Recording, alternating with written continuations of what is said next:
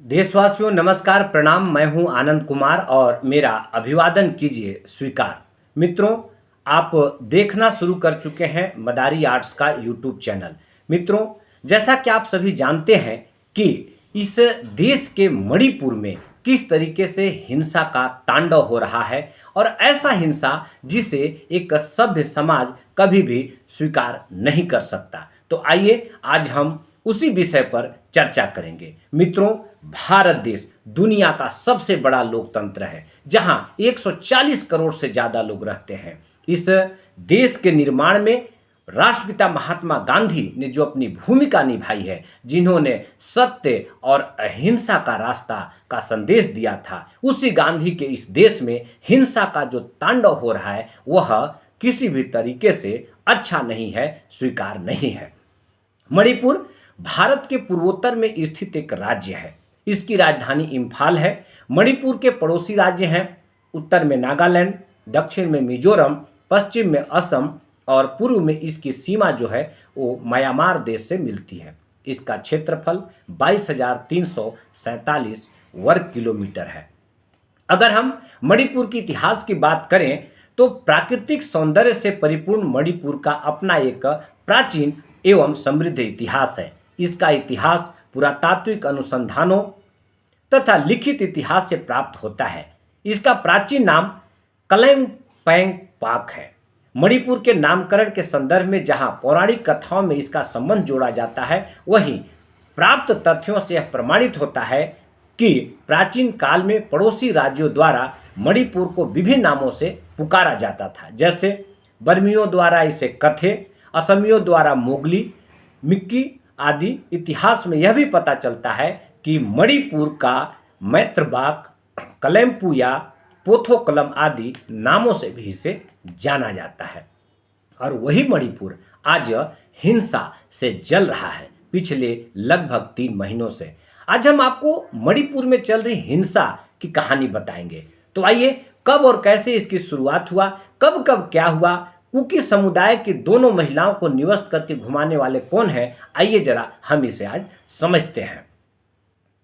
देश के माननीय प्रधानमंत्री श्री नरेंद्र मोदी जी ने मीडिया से बातचीत में और लोकसभा में यह बताया और उन्होंने दुख व्यक्त किया और उन्होंने कहा कि मेरा हृदय पीड़ा से भरा है, क्रोध से भरा है। मणिपुर की जो घटना सामने आई है वह किसी भी सभ्य समाज के लिए शर्मसार करने वाली घटना है। पाप करने वाले, गुनाह करने वाले कितने हैं, कौन है, यह अपनी जगह है, लेकिन बेइज्जती इस पूरे देश की हो रही है। 140 करोड़ देशवासियों को शर्मसार होना पड़ रहा है। सभी मुख्यमंत्रियों से आग्रह करता हूं कि वे माताओं बहनों की रक्षा के लिए कठोर से कदम उठाएं, अपने राज्यों में कानून व्यवस्था को और मजबूत करें। और इस तरह देश के माननीय प्रधानमंत्री श्री नरेंद्र मोदी जी ने सभी से अपील किया। और निसंदेह यह एक अच्छी बात है मित्रों कि हमारी माताओं बहनों के साथ अपमान नहीं होना चाहिए। लेकिन जो घटनाएं घट रही है इससे हम मुंह भर नहीं मोड़ सकते। देश के अलग अलग राज्यों में अलग अलग समय में हिंसा की ऐसी ऐसी वारदात हो रही है जो कि सभ्य समाज, हमारा देश या मानवता उससे हमेशा शर्मसार होता रहा है। आइए जरा हम जानने की कोशिश करते हैं कि जो मणिपुर में हिंसा भड़की है वह क्यों भड़की है। इसे समझने के लिए हमको मणिपुर की भौगोलिक स्थिति को जानना बहुत जरूरी है। इसके साथ ही हमें थोड़ा पीछे चलना होगा। दरअसल मणिपुर की राजधानी इम्फाल बिल्कुल बीच में है। इस पूरे प्रदेश का 10% हिस्सा इम्फाल का है। इस प्रदेश की 57% आबादी रहती है, बाकी चारों तरफ 90% हिस्से में पहाड़ी इलाके हैं जहां प्रदेश की 43% आबादी रहती है। इम्फाल घाटी वाले इलाके में मैतेई समुदाय की आबादी ज़्यादा है, इसमें ज़्यादातर हिंदू होते हैं। मणिपुर की कुल आबादी में इनकी हिस्सेदारी करीब 53% है। आंकड़े देखें तो सूबे में कुल 60 विधायकों में से 40 जो विधायक हैं इस समय वह मैतेई समाज से आते हैं।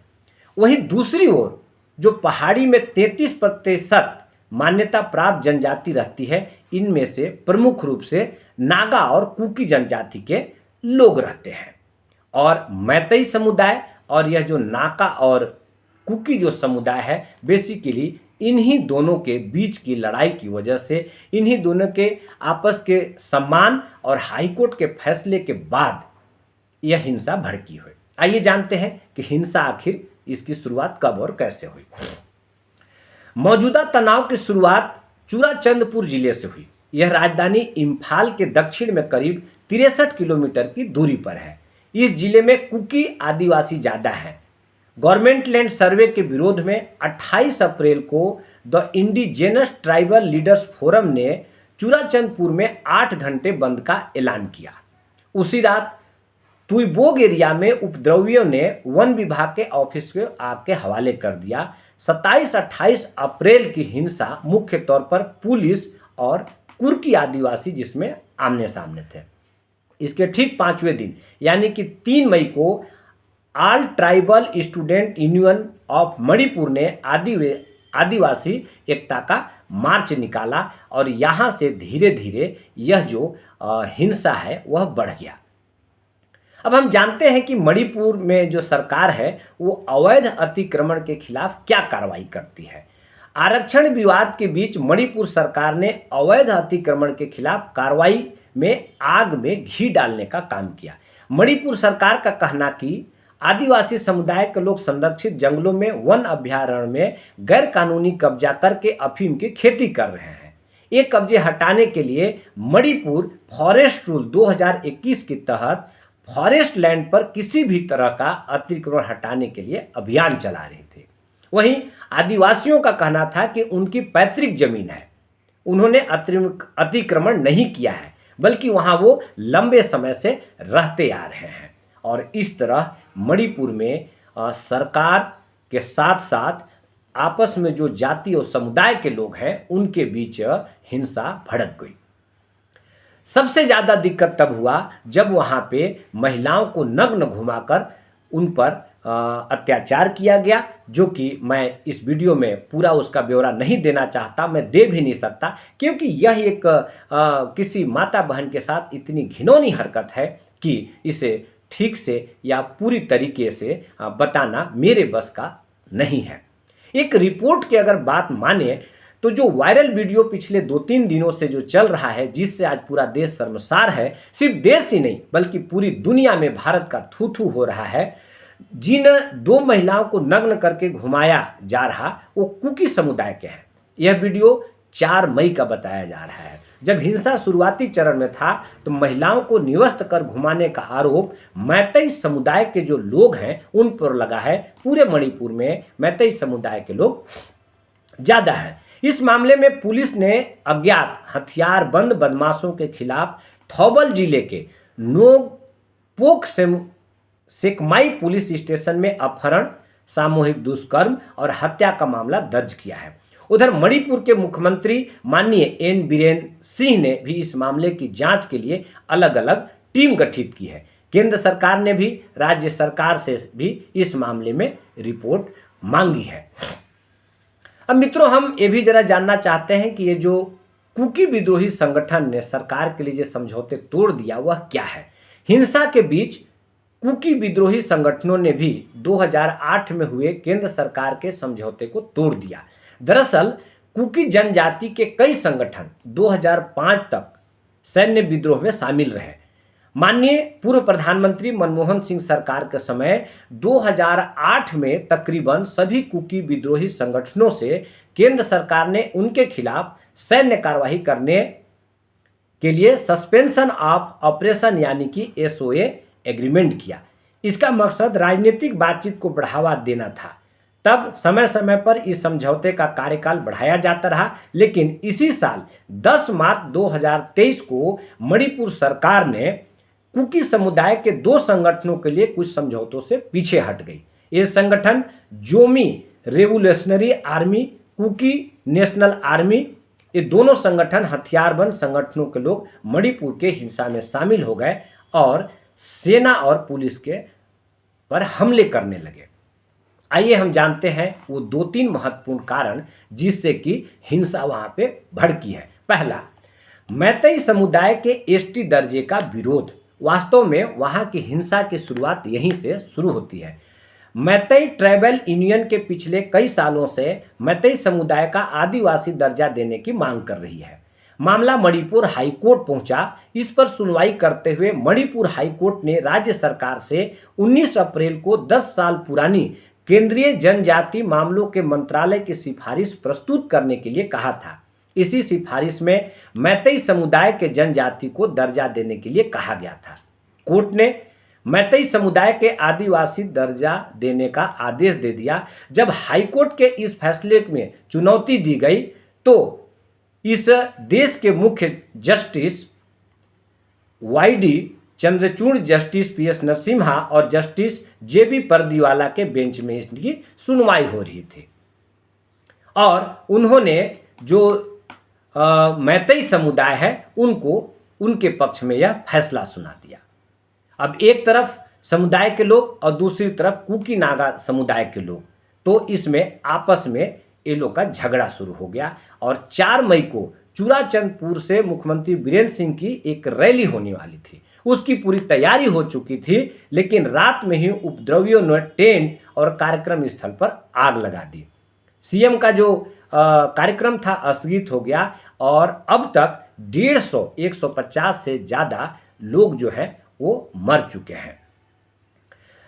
हम अगर मणिपुर के पूरी भौगोलिक स्थिति, जैसा कि मैं आपको बता चुका हूं कि वहाँ मैतई समुदाय करीब 53% और नागा और बाकी समुदाय के लगभग 33% वहाँ जनजातियाँ रहती हैं।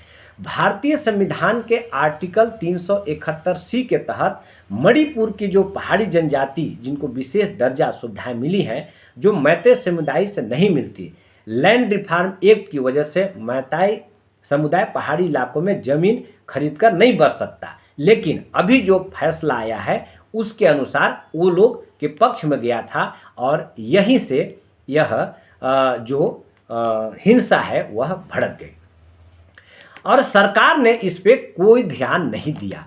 और उसके बाद चीफ जस्टिस डीवाई चंद्रचूड़ जी ने सरकार को कार्रवाई करने का थोड़ा समय दिया और उन्होंने कहा कि अगर 1 सप्ताह के अंदर सरकार कोई कार्रवाई नहीं करती है तो हमें ही कुछ करना पड़ेगा। और इसी बीच हिंसा जो भड़की थी उसका 3 दिन पहले एक वीडियो वायरल हुआ, उससे पूरी देश और दुनिया में फैल गई और देश के माननीय प्रधानमंत्री ने भी इस पे दुख व्यक्त किया और तब से लेकर अब तक यह मामला देश दुनिया में बहुत ही फैला हुआ है। मित्रों, इस वीडियो के माध्यम से मैं सिर्फ इतना बताना चाहता हूं, देश की सरकार से भी निवेदन करना चाहता हूं कि सरकार की जिम्मेदारी है कि इस तरह की घटनाएं न घटें और साथ ही देश के लोगों से भी मैं आग्रह करना चाहता हूं कि हिंसा और खासकर माताओं बहनों के साथ और हिंसा की इस दरिंदगी के साथ, जो कि हमारा सभ्य समाज कभी भी स्वीकार नहीं करेगा, यह न सिर्फ लोकतंत्र के लिए, समाज के लिए, माताओं बहनों के लिए या इस पूरी मानवता जाति के लिए अच्छा नहीं है। तो हमें इस तरह के हिंसा से बचना चाहिए, बचाना चाहिए और हम अपनी भूमिका का निर्वहन जरूर करें। हम उम्मीद कर सकते हैं कि सरकार इस पर कठिन से कठिन कार्रवाई करेगी और आने वाले समय में, भविष्य में कभी भी इस तरह का हिंसा का तांडव न हो। यह हिंसा सिर्फ मणिपुर की ही बात नहीं है। अगर हम देश के अलग अलग राज्यों के भी थोड़ा याद करें तो कभी छत्तीसगढ़ में झीरम घाटी, कभी राजस्थान में, तो कभी महाराष्ट्र में, तो कभी उत्तर प्रदेश में, यानी कि देश के अलग अलग राज्यों में, कभी पंजाब में, कभी गुजरात में हिंसा का यह तांडव होते रहता है और यह अच्छा नहीं है। मित्रों, हिंसा करने वाले जो लोग भी हैं, जिस समुदाय, पार्टी, संगठन या वाद से आते हैं, आप सभी से मेरा निवेदन है कि राष्ट्रपिता महात्मा गांधी के देश में हिंसा का कोई जगह नहीं है। इससे हमारा समाज टूटता है, परिवार टूटता है और देश शर्मसार होती है और सबसे बड़ी जो महत्वपूर्ण बात है, हमारा मानवता दागदार होता है, मानवता समाप्त हो जाती है। ऐसी घटनाएं नहीं घटना चाहिए। तो हम उम्मीद कर सकते हैं कि भविष्य में हम हिंसा से बच सकेंगे। तो जियो और जीने दो। और इसी उम्मीद के साथ आज का वीडियो मैं समाप्त करता हूं। हिंसा अच्छा नहीं है। आइए हम राष्ट्रपिता महात्मा गांधी को याद करें और अहिंसा के मार्ग पर चलकर इस देश को खुशहाल बनाने का प्रयास करें। धन्यवाद, प्रणाम, जय हिंद।